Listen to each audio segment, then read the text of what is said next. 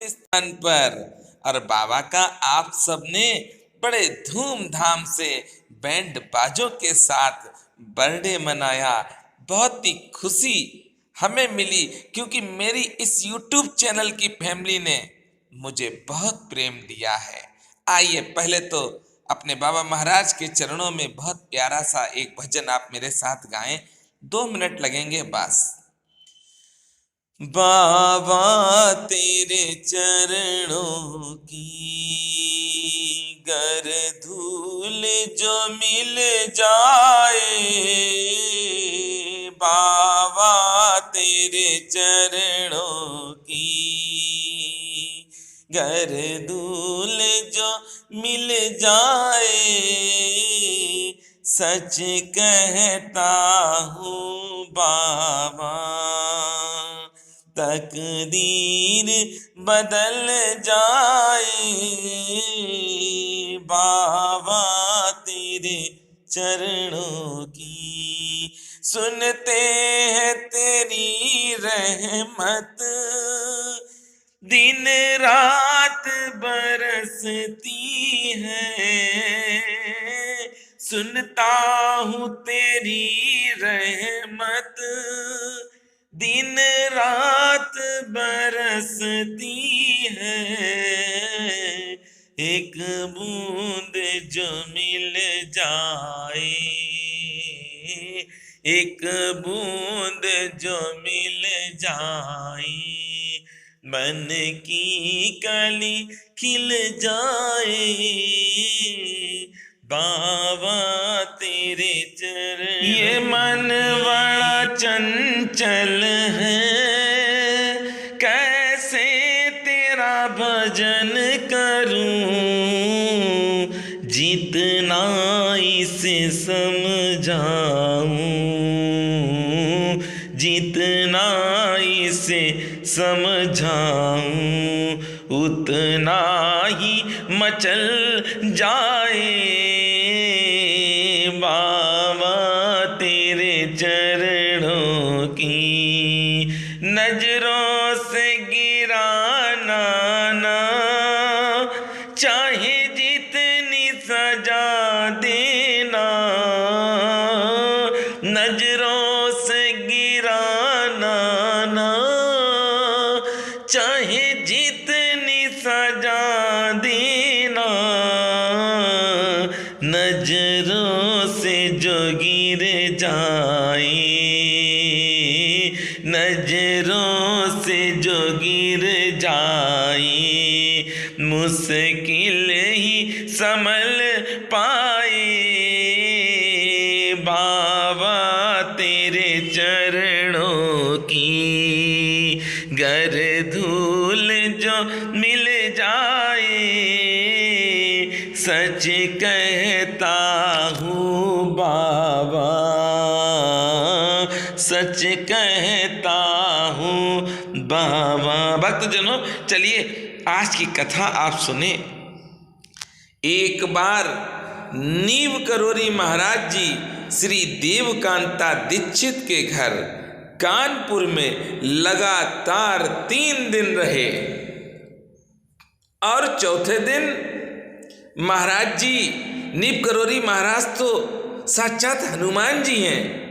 वे उनको अपने साथ लेकर लखनऊ में श्री हरि राम जोशी जो deputy registrar cooperative society Uttar Pradesh के घर नजरबाग पहुंच गए। ओहो, अरे बाबा महाराज की तो लीला बड़ी ही अपरंपार है। भक्तजनों, महाराज जी और हनुमान जी दोनों ही एक हैं। चाहे आप नीव करोरी महाराज की पूजा करें, चाहे आप हनुमान जी महाराज की पूजा करें, फल आपको वही प्राप्त होगा। जोशी जी ज्वार के कारण, ज्वार को कहते हैं बुखार, बुखार के कारण बिस्तर पर पड़े थे। नीव करोरी महाराज बाबा को घर में आया देख आप उठ खड़े हुए और उन्हें नमन करने लगे। बाबा उनके बिस्तर पर लेट गए और उसी क्षण उन्हें ज्वार से मुक्त कर दिया। वे हाथ जोड़े बाबा से कहने लगे, मैं कल ही आपको याद कर रहा था। भक्तजनों, कुछ लोग कहते हैं मेरे पास समय नहीं है, और कुछ लोग आडंबरों से घिरे हैं। कुछ ऐसे भी हैं इस संसार में जो सिर्फ अपना ही कहते हैं, दूसरे का नहीं सुनते हैं। आप अगर दारुण पुकार करेंगे तो बाबा महाराज आपके पास अवश्य आएंगे। रोग आपका कितना भी बड़ा हो, बाबा महाराज उस रोग को खत्म कर देंगे, पर आपकी पुकार में करुणा हो, आपकी पुकार ऐसी हो कि बाबा महाराज जहाँ पर भी बैठे हों वो दौड़कर आपके पास चले ही आए। भक्त क्या कहता है, मैं कल ही आपको याद कर रहा था। मैंने काठमांडू नेपाल का रेडियो प्रसारण सुना था। समाचार में कहा गया था कि कल भारत के महान संत बाबा नीम करोरी जी का आगमन हुआ।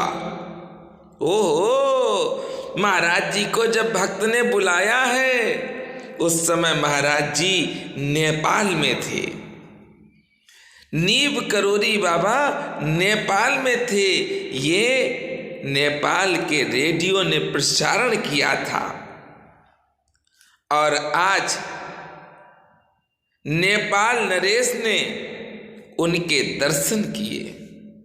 इससे मुझे आशा हुई कि आप वापसी में लखनऊ आकर मुझे अवश्य दर्शन देंगे। भक्त की देखिए आप, हम थोड़े से स्वार्थ में भूल जाते हैं। हमें तो बस इतना मालूम है कि मेरे सारे काम बन जाएं, पर काम बनेंगे कैसे, उसकी भी तो कोई रास्ता होनी चाहिए। उसकी रास्ता बनाने के लिए आपको कुछ करना पड़ेगा।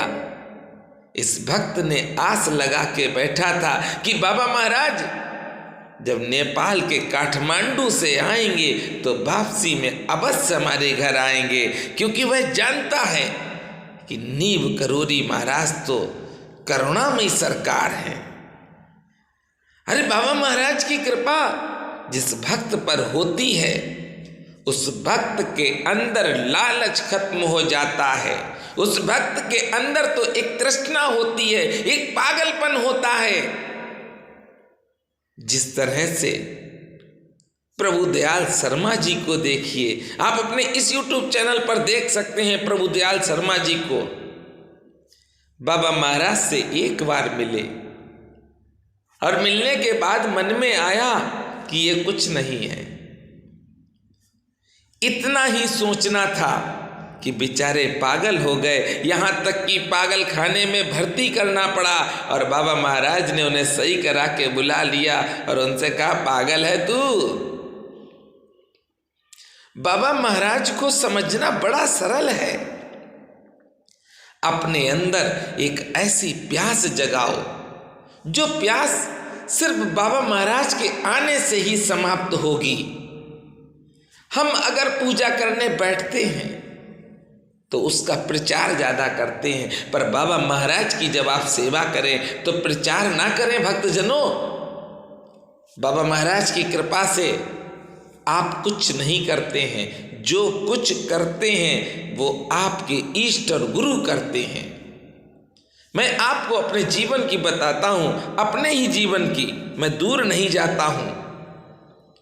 जब मैं चला तो अकेला था, पर देखिए मेरे साथ में कई भाई खड़े हुए। बाबा महाराज के भक्तों के पत्र आते हैं, बाबा महाराज की फोटो प्रेम करके देते हैं। बाबा महाराज के भक्तों तक बहुत से बाबा महाराज के सामान पहुंचाते हैं, लॉकेट हैं, तस्वीरें हैं।